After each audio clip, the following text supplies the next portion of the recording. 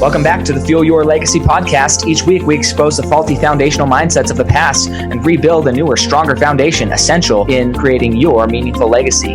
We've got a lot of work to do, so let's get started.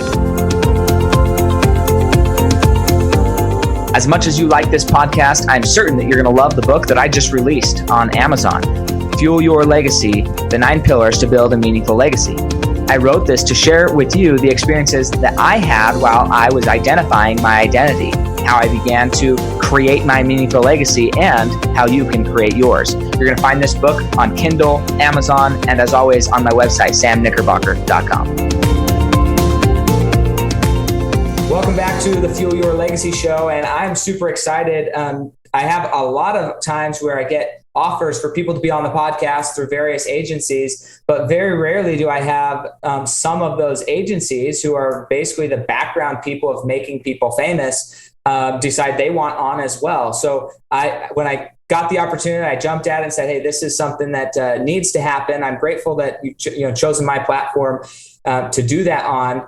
And just kind of a little bit of things about Raymond Rattey is his name. And he has been working in Podcast Connection, served over 70 plus clients, and basically helping people get 50,000 plus downloads per episode. Not every podcast gets that, but that's what they're all working towards. And so some of the things that he's done is he's an entrepreneur, he's a musician, co-founder of Podcast Connection, obviously, but he loves connecting with new people and finding ways to enrich their lives, either through mixing music or, bringing the world new, exciting podcasts and helping those be seen. So I'm super, super excited. It's so funny. The different people that we get to meet and engage with and the value that they add to our lives. So I'm super excited to learn from you today and learn how can we increase our presence, not just through podcasting, but through everything, marketing. How do we really share our message? Because I think that we all have a message to share. Most people just don't know how to share it effectively so that it reaches people they want to. So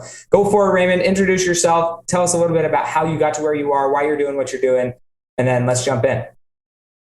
Great. Thank you so much for having me, Sam. So as you mentioned, I am a musician, and that used to be my primary trade for about 10, 15 years of my life. When I got out of school, I was a full-time musician. And when COVID so rudely ripped the rug from underneath our feet, we had to pivot a little bit. So my business partner is also a musician, and we ended up starting the business together, Podcast Connection. And from there on, it's just been a good, fruitful journey, learning a little bit more about the corporate world, how to incorporate some of the skills and some of the experience that I gained through the music industry, and to incorporate that into more of a business setting. And at the end of the day, I think it's still marketing. I always used to call myself a glorified alcohol promoter when I was on stage. But for the most part, there's a lot of similarities between marketing and the music industry. And I've just been having an absolute blast going through this journey. Got back into playing music again after COVID, but also continued pursuing this business that we're all about. Awesome. Well, yeah, and you've traveled quite a bit. What's been the cause of your traveling? So when I was just out of school, I went to the US. I stayed in Florida for 3 years, and I was just part of a few bands over there and worked at a recording studio. And that was still in my early adolescent years. So I think I only started making a bigger success out of my music career when I was back in South Africa. So I went from the US back to South Africa and started a career here. But yeah, I've been in Dubai as well, traveled a little bit, started a business there as well. So just been around the globe and checking out where's the next best place to stay. Yeah, no, that's incredible. And I love just the concept of, taking your skills that you've learned and really mastered in one area of your life, and then asking, where else could this be profitable? Where else could we add value that maybe our primary thing that we thought it was going to make us money isn't the thing that makes us money? I mean, if you think of like gasoline, most people don't actually know this, but gasoline was the rejected stuff for a long time. And so then Ford said, Rockefeller said, hey, what do we need? What can we do with this gasoline? He went and met with Ford and said, hey, what if we created an engine that used this? So now we have the gasoline engine, right? But the first form was kerosene, and kerosene was the thing that was doing all the lamps, the street lighting in the whole world really was through kerosene.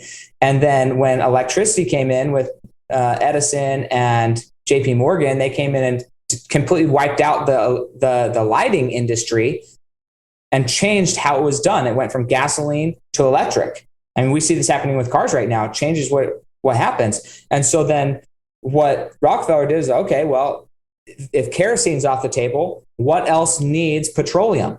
Okay. And so then you have the pharmaceutical industry came from that, because that's using rejected stuff from the petroleum industry. And then gasoline is also, and diesel, they're all variations of the refining process. And it all comes from the same activity. We're pulling stuff out of the ground, crude oil. Where else can we use these same skills, these same resources in a different platform, a different medium to really maximize the rate of return and making sure we don't have any waste in the process of helping people? And so I think that these are really things. Talk about what was the question, or what was the circumstances really that led to you having that thought? I wonder if I could use the same things in marketing other people's podcasts, not just my own business or my own band.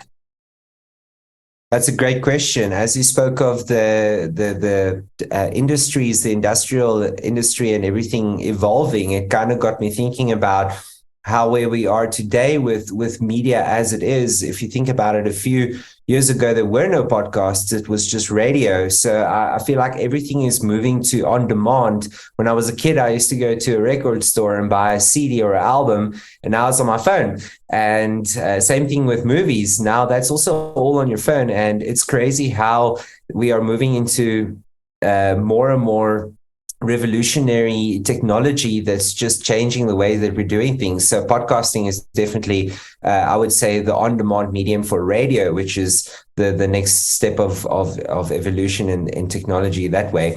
So, but to answer your question, I was a little bit done for. Like, I was in a lot of debt, and there was no more music to be played. All the gigs were canceled, and I've always been an avid podcast listener, so I saw that there was a demand for podcasts needing to interview new guests each week or month. So it was a little bit of a shot in the dark, but I'm glad it worked out. And when we transitioned over to the podcast industry from musicians, my business partner and I actually had a YouTube channel a while ago. So there was some good chemistry between us and the way that we could get workflow nice and smoothly. So when we ended up starting this business, it was just as COVID was announced, and just built a website and started reaching out to prospects, getting our pricing in order. And then from there on, when we got a few clients in, we saw that this was a good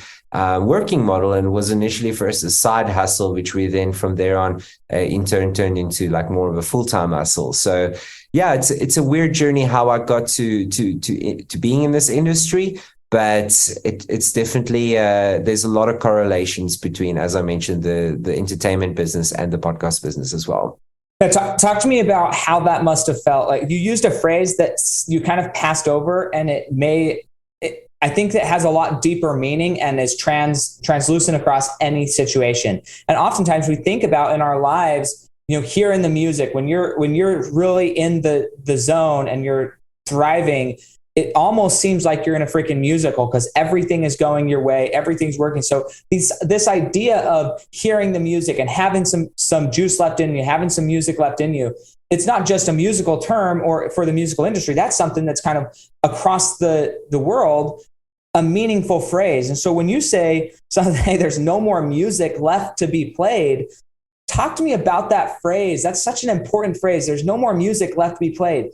And how disheartening that might have been, coming to that, man, there's no more music left to be played. And yeah, talk to me about that. I'm just really curious about the mindset behind that statement. Sure. Yeah. I mean, it was dismal times, because I was booked out throughout. I think when COVID hit South Africa, it was March 2020, and I was booked out for the whole year with the shows. I was playing with some big artists here in South Africa.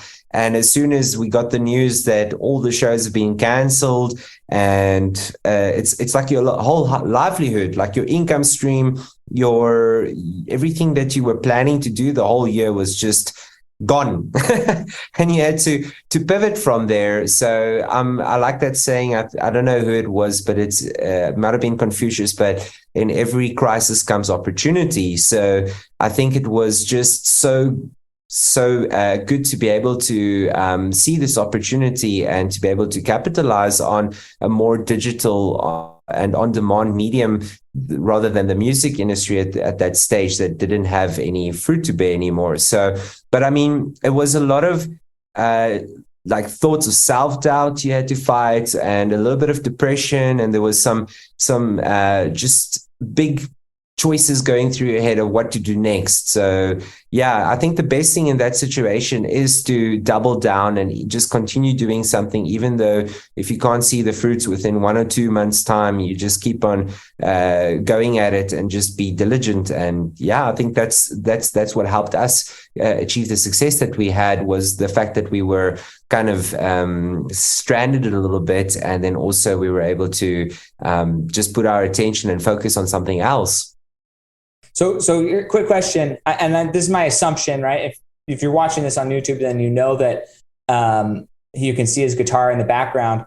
But my assumption would be you're still playing music even through all this time, at least for yourself, right? Because the music is for you. And I think that that's something that, well, let's first, is that assumption true, that you and your buddies still play music? You still jam out and have fun? Yeah, for sure. There's times in business where we didn't talk much music, where it was just business. And I think I left my guitar for about a good 2 years in the case. But yeah, I'm very glad to be picking up the guitar again, to be making music professionally. And it's weird when you're in a difficult situation as well. And after the music industry kind of disappointed us, I didn't want anything to do with music for a while. And I thought it was this thing that I spent so many years on getting good at and studied music, and now it's all just a waste. So to answer your question, we were still making music for ourselves a little bit, but it was hard. It didn't feel the same. It didn't feel as rewarding or as promising as what it did before COVID hit. Yeah, no, absolutely. This is a part of the process that I want to really dig down into, because I think it's crucial that our perspectives maintain and remain purposeful. And sometimes when you give your heart and soul to something and it doesn't work out, you can become a little jaded. You can become in a situation where you're just like, you know what, this betrayed me, even though it didn't. The industry didn't betray you. The world didn't betray you. It just happened, right? These circumstances happen in our lives. And if we look at them from a perspective of that betrayed me, then we can feel a little bit remorseful or out of it. I'm curious how much happier you would have been if you continue to play music for yourself, right? If you had the perspective of, I'm making music because I love to make music, and if people listen to it, wonderful, right? Because then when you shift, that music might have helped you even more through it. Maybe not, maybe it would have distracted you. And everybody's different in this way. But as you've started to pick up the guitar or the music again, what's been your new perspective as you've gone back into that industry? How has the last 3 years changed your perspective of what music can do for your soul? I would say just an overwhelming sense of gratitude. And even at a stage before COVID, I was playing a lot of shows for a few artists, and I became a little bit bored or a little bit resentful towards the music industry here in South Africa. And then after COVID and getting back into the music again, it's just, like I mentioned, an overwhelming sense of gratitude. I've just been very thankful for music again, and to be able to make an income out of it, and just to be able to play in front of big crowds again, and to live music again, because it's truly the most amazing job in the world, if I can put it that way. You get to literally play your heart out and do what your passion is and still be able to make an income out of it. So yeah, I would say definitely a lot of gratitude coming back into the scene. Yeah, no, absolutely. And I think the reason I'm bringing this up is everybody, you might be listening to this and you're not a musician, you're an electrician. Maybe you're a plumber, maybe you're a mother, maybe you're a father, maybe you do stocks, maybe you are a lawn care person, whatever it is. Maybe you just work at a grocery store, but everything in life, that's your music, right? Whatever soothes your soul and you feel amped up to go and share with the world and provide value, that's your music. And that music doesn't have to die. There's always going to be music left to play inside of you.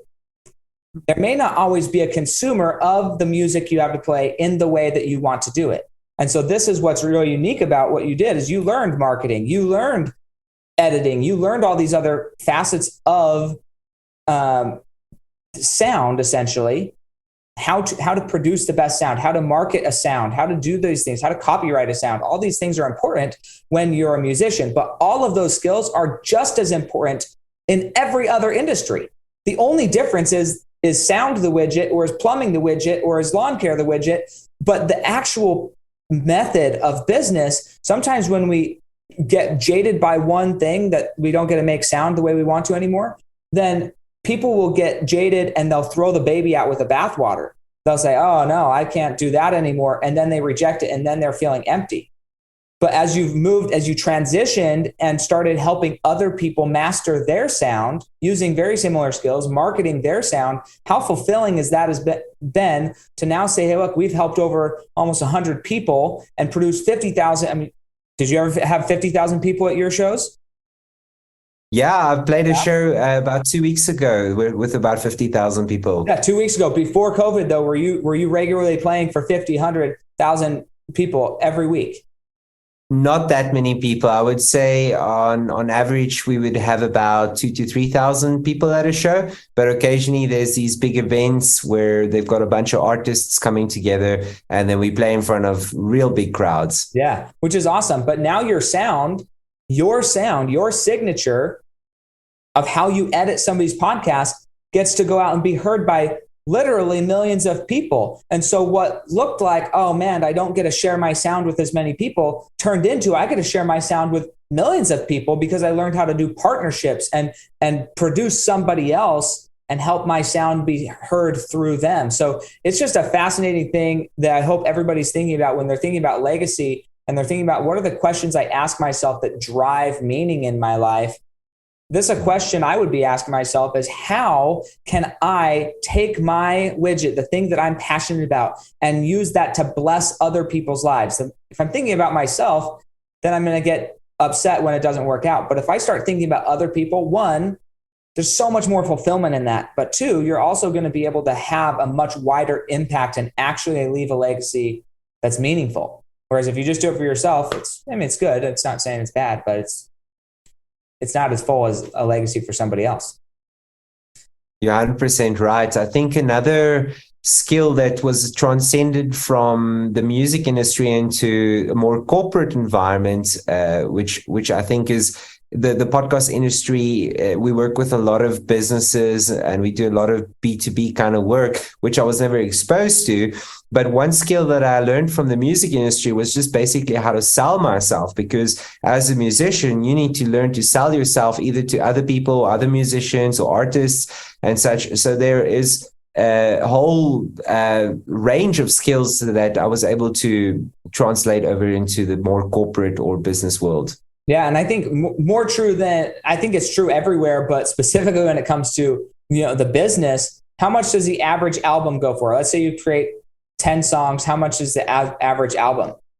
Could you sell it on Amazon for, or like on Spotify or Apple? It's like $1 a song. Is that still pretty average, or is it $2 a song now?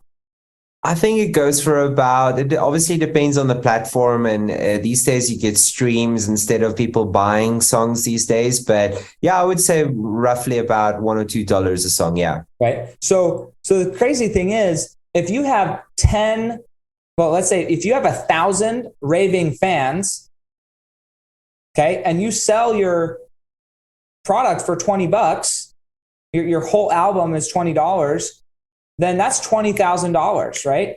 That you make from just 1,000 raving fans. Raving fans. You don't need hundreds and hundreds and hundreds and hundreds and hundreds of people. You really just need 1,000 raving fans, and you can make a great living off of that between all the different things you're doing. But I think that that's crucial when you're thinking about how do you sell yourself. You have to sell yourself to business. You have to sell yourself to producers. You have to sell yourself to other musicians. You have to sell yourself there. But also you have to learn how to sell yourself to your consumer. And it's a 2 or 3 way sale. And a lot of people are focused only on the consumer, or they're focused only on the business to business.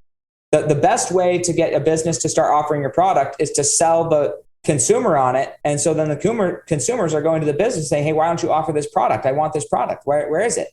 Okay. That's the best way to get your stuff on the shelf, is sell it to the public. I mean, the media does this all the time. They sell whatever crap they're selling to the public, whether it's right or wrong. And then the courts, everybody, they just have to do what you were convicted in public opinion, regardless of what other thing says.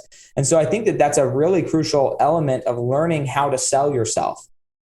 Okay. So I have a question about this, because I think there's going to be a lot of overlap here into a lot of different industries. But let's talk about podcasting specifically, because that's more of where your business and your niche is now, as far as serving other people. And obviously you're still making music. You're still doing things that are meaningful there. What are some of the best ways to monetize your podcast? And not just from a podcast host perspective, but obviously you've chosen to monetize podcasting by maybe not even producing a podcast, but by being a middleman to help guests get onto show, or help show get guests, right? So there's lots of ways here. I'm curious if you could just outline maybe the top 10 ways of monetizing a podcast, because a lot of people don't fully understand that aspect of it. So they think, well, why do you have a podcast? Well, I'll explain that, why I have a podcast after, but I'm just curious, looking at the monetization side of it. Sure. I'd love to hear why you have a podcast, but I think the best ways of monetizing your podcast, obviously, I don't know if I have 10 suggestions, but 10 tips for monetizing your podcast, as it can be quite industry specific, or it can be quite arbitrary if you're not really able to measure the gain that you're getting from podcasts. There's a lot of people that have podcasts and they're just doing it to try and create some extra awareness or exposure for their brand or product or service. But I would say the best way of monetizing a podcast is when we're looking at booking our clients on podcasts. A lot of the shows are starting to charge fees. I mean, we booked a client of ours on a podcast, I think 2 months ago, on David Meltzer's podcast, and he charged $20,000 for our guest, or for our clients to be a guest on his show. So, I mean, if you can get one person paying $20,000 a month to be on your podcast, you'd be sitting with a big smile on your face. But I guess growing your podcast to the point where you can start vetting your guests and charging them fees is one way of monetizing your show.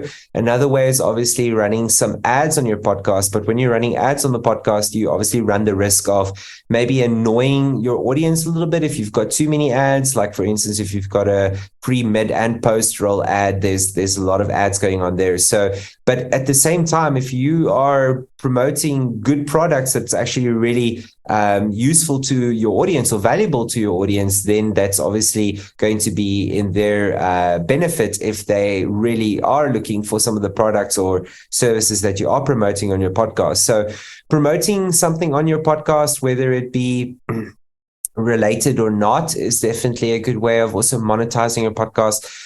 Thirdly, I've seen a lot of people monetize their podcast purely just by doing content marketing. So, for instance, if you've got let's take a random example, if you've got a podcast talking about fly fishing and you just came up with 3 or 4 good fly fishing lures, and people are listening to the show because they want to learn more about fly fishing, and you're promoting your lures to them as that's your business, then that's a good way of doing some content marketing, basically either educating or entertaining an audience can end up being a great benefit of building trust with the audience. And if you're then trying to sell them something, that can come across a little bit better than just a cold email or, for instance, something like that. So I see a lot of businesses indirectly monetizing their podcasts, basically creating content marketing and selling whatever they are with their service or with their product. So those would probably be three really good ways of generating some income out of your podcast. And fourthly, I think what I've seen with some podcasts also is they have production costs. So some of the shows do charge also like a $500, $600 production fee. And I always get the feeling that there's a little bit of a markup in there as well. So if you are charging your guests for a production fee, then you can add a little bit of a markup in there too. But yeah, I guess that would be the big ways that you can monetize your podcast. But obviously you'd have to get a pretty decent sized audience before you can start monetizing the podcast. So I would say for the first maybe couple of months, just first trying to just create the best content you can without an agenda of monetization behind that. But why did you start your podcast, Sam? Well, yeah, so I will answer that. I want to touch on this really quick though. Sure. And maybe ask just some selfish questions here. But sure. If you're looking at because I get asked this because I've been podcasting for 4 years now, 5 years almost. So I get asked this a lot. Now, I've never monetized my podcast in the traditional way that you might think, right? And there's lots, in my mind, money. I was having a conversation with my son today. He's like, well, one of my sons says, why do you care about going all to your work meetings?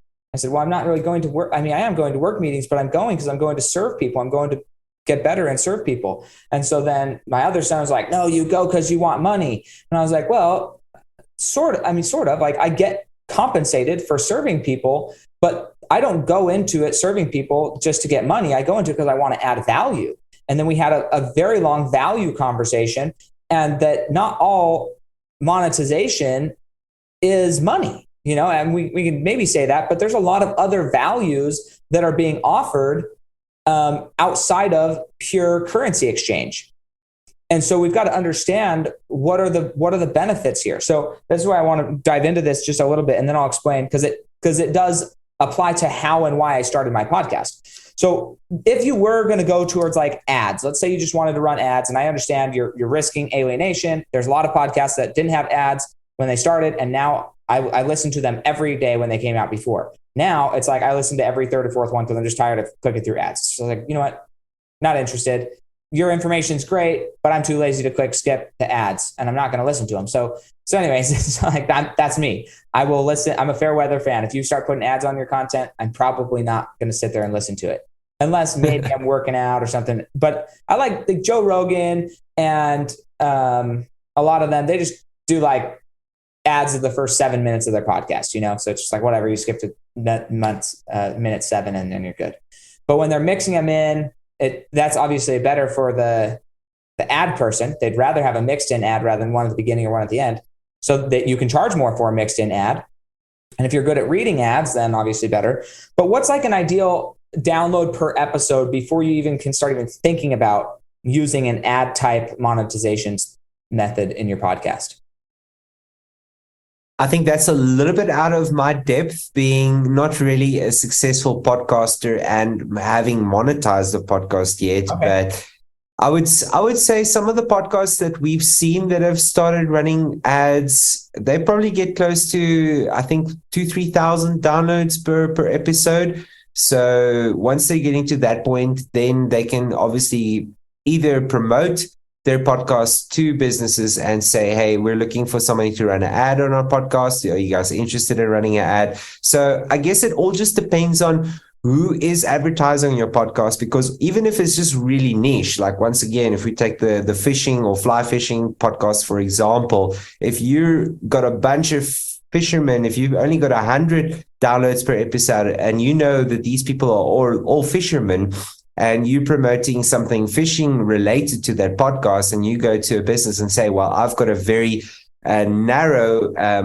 like niche that I'm hitting on over here, then that can also be beneficial for you if there's a specific target audience that a business wants to promote to and run an ad on your podcast. So there's quite a lot of variables when it comes to advertising and when you should advertise and such. As I mentioned, this is not really like my expertise. Like our expertise are more along the lines of booking our clients on existing podcasts that are already successful in order for our clients to get exposure from the audiences of the shows that they're speaking on. But yeah, so well, I think that's kind of the gauge. So what I'm looking for is like, what do you deem successful? Because the next question, ads is one thing, but when you start charging for a guest, maybe it's worth paying $20,000 to be on David Meltzer's podcast.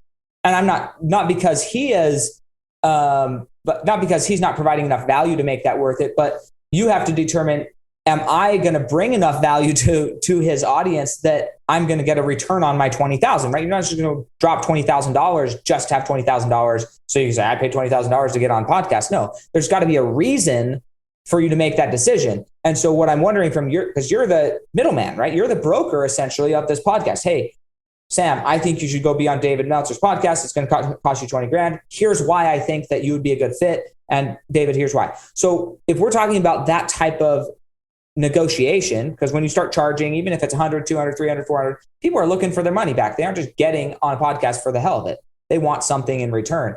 So what level do you feel like of information does a podcaster like myself need to provide to a guest to be able to say, look, this is why you should pay to be on my podcast rather than just have you free as a guest? Because I get probably, I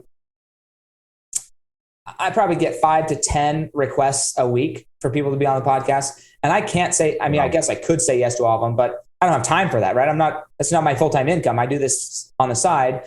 But frankly, some of them I'm like, I've heard that story 1,000 times, don't want to do it, or there's restrictions or whatever. So I don't say yes to everybody.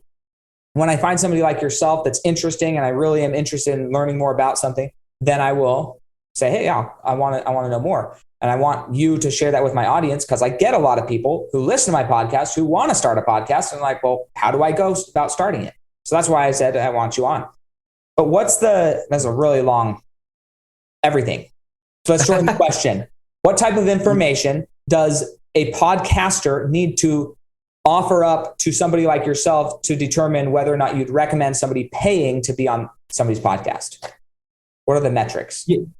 Yeah. So first of all, thank you for for accepting me out of all the many people that you do interview or that you get submissions for. I really appreciate that. But I think basically what we look at when we are connecting our clients to podcasts is, first of all, they want to speak on a specific kind of podcast because there's a specific kind of audience on that show who they obviously think can become either their following for social media, or they think that they could get some leads and sales out of speaking on a podcast. But just on that note, I think it's very important to, whether you're starting your own podcast or if you're going to go speaking on a podcast, is not to go on that show with any agenda of making sales or of getting a return from it. Because a lot of times I've seen people speak on podcasts and they build up good trust up until a certain point where they're giving an elevator pitch, or they're maybe talking a little bit about themselves or their business too much. And then they end up breaking a bit of trust on that topic of talking too much about themselves. So I completely agree with you in the sense of that it is a good marketing platform and it's a great way to generate leads and sales and such. But we try to generally encourage our clients to rather go on the podcast and just to give as much value as possible and just to give people an insight of who they are, and once again to build trust with the listeners. And if those listeners are feeling compelled to then purchase something or make use of their services, then they've done a good enough job selling themselves essentially on the podcast or their brand. And I think that's what makes podcasting so powerful. I like to see it more as a public relations branding kind of platform rather than going for an elevator sales pitch when you're being interviewed by a podcast. So I think there's so many different elements. But to just to answer your question, when we are booking our clients on podcasts, we're generally just looking at does this podcast contain the kind of listeners who they want to speak to? Because at the start of our onboarding process, we'll generally ask them a few kind of questions like, okay, how many shows do you want to speak on per month? How many, what's the size of podcasts you want to be speaking on? Because you get a lot of people that want to speak on 100 podcasts each month because it's good for their SEO. If they're speaking on a lot of different podcasts, they're getting a lot of different backlinks to their website. Or if their campaign needs are more along the lines of, I want to only speak on big podcasts, but I only want to speak on 2 podcasts per month, then we're going to try and get them on those 2 shows. So once again, there's quite a lot of variables, but generally we're looking at getting them booked on podcasts with their ideal audience who they want to speak to. Perfect. So now I'm gonna dive into why I started my podcast, because you asked me this even before we started recording. I said, hey, I want to answer that on the podcast because I think people sometimes misunderstand why I do it. And I've had many people say, Sam, you're not making any money from it. Why don't you monetize it? I'm like, you don't understand what I'm doing. And that's fine. But I appreciate the question. And I'm going to explain myself because I think it's important. One of the big reasons, let's talk about the evolution of why I started. Okay. So here's the first thing. I've always wanted to write a book, always. But I'm not that great with English, to be fair. Like, it's not my strong suit, especially not writing. Did I do okay in school? Yeah, I got A's on most of my papers. Do I know how? Yes, but it is a struggle. I much more enjoy using my mouth than my hands or typing, right? It's just not my thing. And there's a lot of AI now that allows that to happen where you can just talk your book into it. But that's, like we talked about the music industry, that's only using your content once. And so a lot of this is, how do you maximize the use of your content? Because if you're going to do it in a way that can be multiply used. If you're just doing it for once, that's kind of sucky. It's just like, why did I even waste my time? And not that it's a full waste of time, but you get what I mean. And so I went to a conference and this person came and said, hey, this is how you write a book. Okay. Simple. And this is, if you want to become a published author, this is how simple it is. And you might be like, it can't be that easy. I promise you it's that easy because that's how I wrote my first book. Okay. They said you pick a topic, you break that topic into 5, 7, or 9 points, always an odd number, 5, 7, or 9 points. And then you get each of those points, you break each of those points into 3 subtopics, and then you record yourself talking about those topics. And you record, and then you transcribe all of those recordings onto paper, whether you're listening and typing it out, or you put it into Otter AI, or, I mean, there's 1,000 of them now, but a transcription software. You transcribe it, you clean it up, you edit it, right? There's still editing involved. I had my wife edit my book. You create a cover on Canva or something like that. And then you go onto Amazon and you publish it. This is like the author's secret that will, I don't know.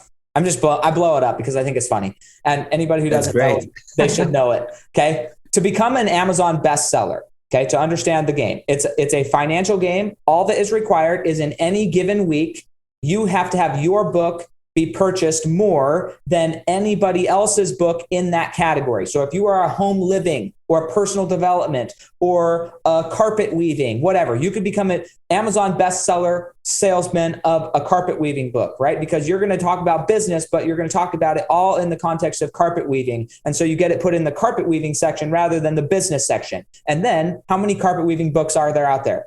Not that many, not that are being purchased. So if you go buy 10 of yours and that week there was no more than 10 purchases of any other book, you're an Amazon bestseller. It's a joke. That's easy.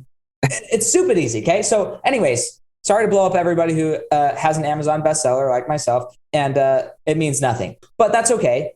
The thing is, most people don't know. So it's still worth it. And guess what? Once you put that book up there, when you search your name, because this is the other big thing I was looking for was SEO. Once you put your book on Google, it gets recommended as Google Reads. So if somebody searches my name, even if I wasn't previously the front page before, on the right-hand side, there's a picture of my book, my face, on Amazon, on Google Reads, on eBay, on Walmart, where you can go purchase my book. So like it's the quickest way to get you at the top of the page on Google. It just is, right? So the book is, well, I wanted to write a book. And so I was like, well, I'm going to multiple use this content. So there's 3 ways you can monetize this content, not even selling the podcast. 1, you share the podcast, which gets attraction and is SEO for yourself. But two, if you record the videos as you're doing it and you are pretty planned out, now it's even easier because you can you can put in your content into ChatGPT and it'll give you a script for your podcast. I mean, it's stupid easy. You create 5 to 10 minute podcasts. You had 9 sections, 3 videos each section. That's 27 short videos, 5 to 10 minute long videos that now you can go market that as a digital course and sell that course. Okay. So all of this content is being used multiple times. So I don't have to charge somebody. I don't have to use ads on my podcast because there's other ways to monetize this. People don't understand that the monetization isn't coming directly from the podcast. It's coming from all of the other things. Just like your skills in music. Yes, there was the creating sound, but there were so many other avenues to make money from creating sound than just playing music on stage in front of people. There's so many different ways. And so once you start to think of how can I monetize this content? How can I monetize all of these different things? You got to mow your lawn. Why not take a video of you mowing your lawn, put it up on Instagram, and people scroll and they love watching people mow lawns. That's one thing I'll get lost for hours. I love watching it. Okay. But like you look at a lot of these videos, they've got 200, 300, 400 million views of somebody 15 seconds mowing a lawn. It's the dumbest thing, but we all do it. So think about, if you're willing to just video what you're already doing in your life, how much better could it be? Okay. So that's the first thing. So let's see, digital courses. So that's why I started my podcast, was to create a book. Then I said, well, okay, I want to create an even bigger book. I want to create another book. So I would do, and I was reading a book a week at that point in my career, a book a week. And a mentor told me, look, if you're reading a book a week, but you're not taking notes and you're not putting anything into practice, you're just filling yourself with a bunch of information, but no action. I was like, that's a good point. So if I'm going to read a book a week and I'm going to take notes on it, why not share what I learned? So then I started talking about, split it into 52 topics. And I talked about my thoughts on a topic. Then I did a book review on the book I read that week. And then I interviewed a guest or an expert on that topic to kind of grill my questions and have my mind expanded. So that was the second variation of my podcast, because it was something I was already doing and I wanted to lock it in for me. So the monetization for me was I was ingraining skills in my body so that I could be more productive in other areas of my business. Wow. The podcast wasn't the main objective. It was, I'm already going to do this, take a video library, a video journal. Why not share my video journal with the world? Exactly. Okay? So that was one thing. Now the next thing, if I wanted to go pay for, just to get on his podcast sounds like it's 20 grand. If I want to go pay David Meltzer to personally mentor me for an hour, how much am I going to have to pay him? Probably $10,000, $15,000, $20,000 for an hour of mentorship. Sure. Right? But if I provide a platform for him to come and share his stuff that he knows he's going to make money on, he's coming on for free. He's going to come share who he is for free. So then my third variation was like, man, I need some mentorship. Mentorship costs money. Or does it? Does it cost money or does it cost value? And this is where people get confused. They think that they have to have money before they can pay a mentor. No, you don't. You need to create a platform and an audience that they would want to talk to, and then invite them on to talk. Just like what I'm doing with you. I'm grilling you about questions in the podcast industry, but it's just, I didn't. You're learning. I'm learning huge, right? I'm learning. I love it. Okay. But this is what, so when you ask, well, why'd you start your podcast? Because I'm looking at how can I get the things that I need, but provide value in return. I don't want to be mooching off somebody. I don't want to say, hey, will you mentor me for free for an hour? Nobody wants to do that. Yeah. But if I say, hey, if I could help you get 3 or 4 clients potentially by them listening to my podcast, I've got people asking me all the time how to do a podcast, how to connect with people, how to get guests. Was it hard? All that stuff. I can just bring you on and bring the expert on, not me, and say, look, listen to Raymond. He'll take care of you. And this is why I did it. So that was another area. The product marketing, right? If you're going to write a book, how are you going to get that book so everybody knows about it? Talk about it on your podcast. It's very simple. Well, what if you forget to talk about it? Then put it in your intro, record a pre-intro so everybody hears it. That's what I do. Exactly. Everybody hears about my book every time. Why? Because I don't want to have to say it every time. Although I do still talk about it sometimes. The other thing is if you're taking video and you're putting it on YouTube, then you're getting YouTube videos. If you're using your cell phone like I am to record the whole conversation, then you're getting reel content for Instagram Reels. The more reels you have, the more exposure. It's a PR campaign.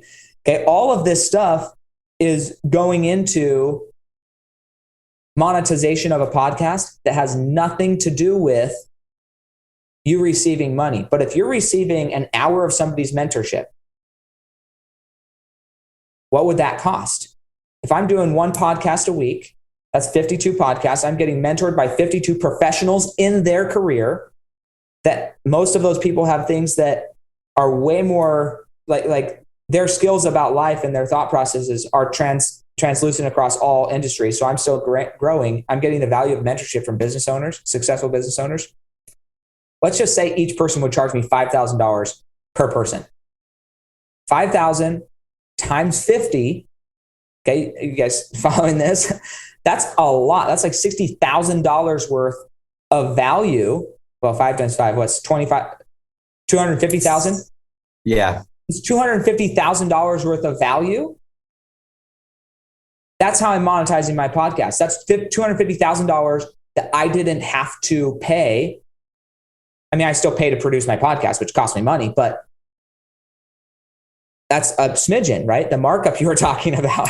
There's a markup there. It doesn't cost that much to produce. But I mean, I guess it could, but my wife produces mine for me and it's fine. But that's something that's fascinating. And how am I monetizing it? Not all monetization comes in the form of dollars. And we've got to wrap our head around that, because that's the facts of life. Right. Sure. And as you said, if you go into it thinking, how many dollars am I going to get back? The answer is probably zero, not because you couldn't have, but because you didn't go in looking to add value. You went in looking to take value. And anything in life, any endeavor, in your relationship, in your parenting, anything you do, if you look in trying to be a moocher and a taker of value, you will not get anything. On the flip side, if you go in looking to add value, value comes back. It's just how life works. Exactly. I think one thing that I wanted to add to your indirect monetization of a podcast is also, we've heard a lot of our clients who we book on a podcast actually hit it off really well with the host, and they end up building some sort of like a referral network with the host, or a lot of times the hosts are so well connected in their industries as well that they're able to open up some other doors for the guest who was on their show. So there's that whole aspect of networking and actually connecting with the podcast host as well afterwards that also bears fruit. Yep. And that's exactly right. Like in my professional career that has nothing to do with what I'm talking about right now. I've gotten clients who were guests on my podcast. I've gotten clients from referrals of guests on my podcast. And so all of that, it really all plays into it. So it's an ecosystem. And I love the way you put it, that it's really like a PR campaign. And I don't know of any better way, frankly, because I've paid like for PR blasts where they go and post like 200 articles across the web for you or whatever. I've paid for those. A written press release does not do the same impact as a podcast will, because a podcast is going to show up in the written content of Google. It's going to show up in the picture content when they do a little thumbnail of you, and it's going to show up in the video content. And now Google searches Instagram and Twitter and Facebook. And so if they're posting about you on those, you're going to get all these different hits that Google's searching. If you go do a press release, you're going to get the benefit of that one place that's hit it, and maybe 20 or 30 or 200, but it's only searching the written. And then you have to figure out how much other written media is there, like news media. Every day, you don't have a freaking chance. And it's just crazy. So I think podcasting is the best way to build and outrank people in SEO than I can think of any other single mechanism that would just naturally flow into that. For sure. And it's also a lot less saturated. I mean, if you look at YouTube creators, I think there's close to 60 million YouTube channels out there now, whereas with podcasts, we're just over the 3 million mark. And we don't know how many of those podcasts are dead on arrivals or are still ongoing. Yeah. No, you're exactly right. So it's just fascinating. So, because we don't have much time left, and I'm sad because I did not get to everything I wanted to talk about. But that one question I wanted to talk about. So I'm curious if somebody was going to start a podcast,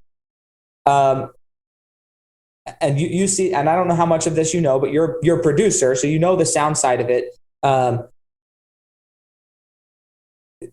I get this question all the time. So I'm like, okay, well, let's just ask it here. I started my podcast on Anchor, is where I started. It was free, inexpensive, very, very, very simple process. I mean, there was no difficulty. If you want to run ads, they'll let you run ads, get a smidgen of nothing, but they'll let you run ads automatically.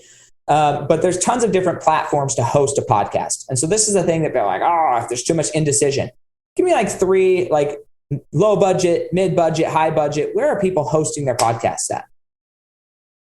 So if you wanted a low budget, you could obviously go to each of these platforms and like manually upload your podcast episode to each platform, whether it be like Spotify or Apple Podcasts and Stitcher, all these platforms. You can go and manually upload your episode to each one of these platforms, and you just have to create obviously an account with them.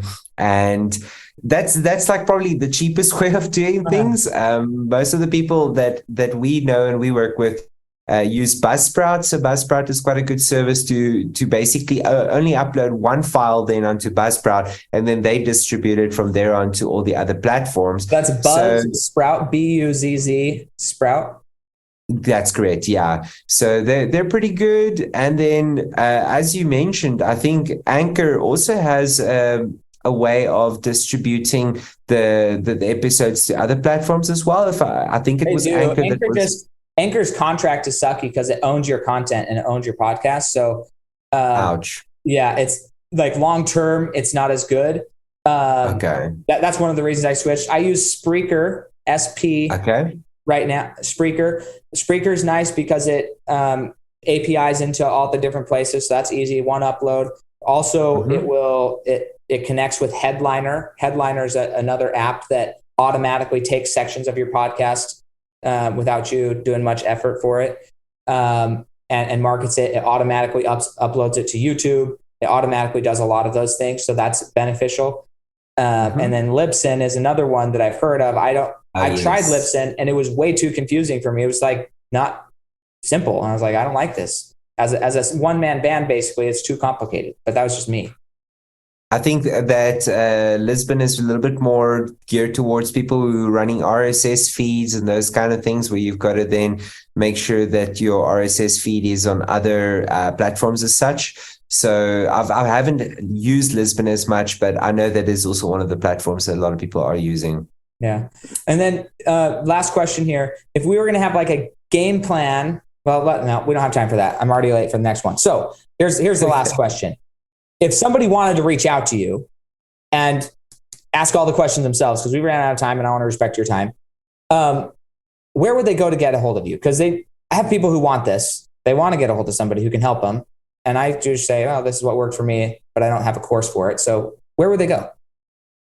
Sure. So we actually have a free course, video course with some quizzes and some good resources and quite a lot of content. It's a 100% free course on how to book yourself on podcasts. So this is a course where we teach people how to pitch themselves to other shows, how to present themselves, how to create all their own assets, how to manage their bookings, and also how to keep hosts happy and such. So we've got a free course, and the course, you can just go to podcastconnection.org/get booked now. So that's a nice little free training course where people can experience a little bit about what we are doing and such.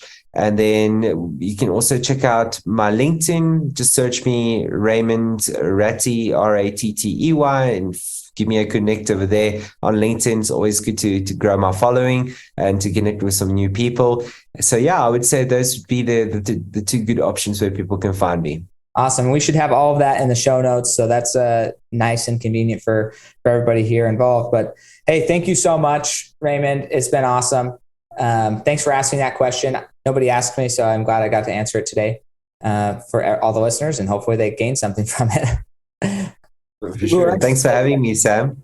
Yeah, you too. And enjoy South Africa and keep up on the music. Will do. Thank you so much. Yep. Have a great day. Bye. Thanks, you too.